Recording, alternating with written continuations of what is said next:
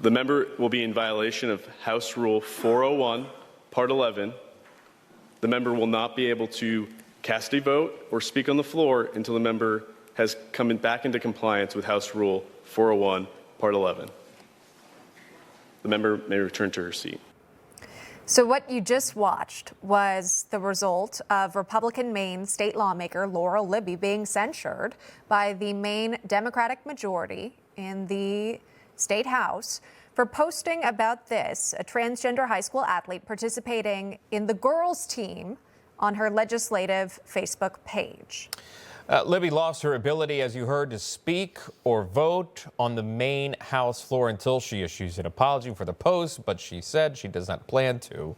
We'll bring in now Maine State Representative Laurel Libby. State Rep, thanks for coming on. So we watched that moment. Obviously, you were in that moment. You say you will not apologize for speaking up for Maine girls who are having, as you say, their voices silenced. But can you take us back to the post? Initially, what was said that broke some violation there for Maine State House rules? There is no violation of the rules. First of all, it's a sham of a censure. I posted the facts that this young man had competed as a young man last year through June, and is now competing and won a Maine state championship, displaced Maine girls. Maine girls are having their voices silenced. They're being erased from athletics in our state. And by posting that side by side, it woke folks up. Of course. I think when it's so visual, it's hard to ignore. But here's the context to the post, too, the text of it. Sharing this, we've learned that just 1 year ago, John was competing in boys pole vault. That's when he had his 5th place finish. So all of this transpired in the last year with the full blessing of the Maine Principals Association. 2 years ago, John tied for 5th in the boys pole vault. Tonight, Katie won 1st place in the girls' Maine State Class B Championship. I mean, State Rep, you know, this almost seems like it's ridiculous when you point it out so clearly here.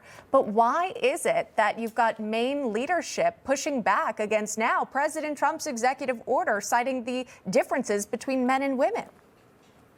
Maine Democrats, Augusta Democrats, to be clear, not Mainers by and large, but Augusta Democrats are absolutely dug in on this woke ideology. They are doubling down on this policy of allowing boys in female sports.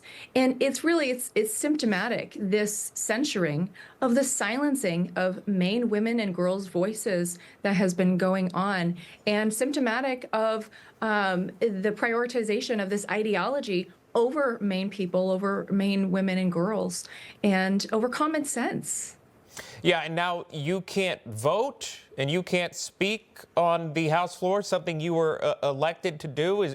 What's next, and what's your purpose if you can't do either of those things?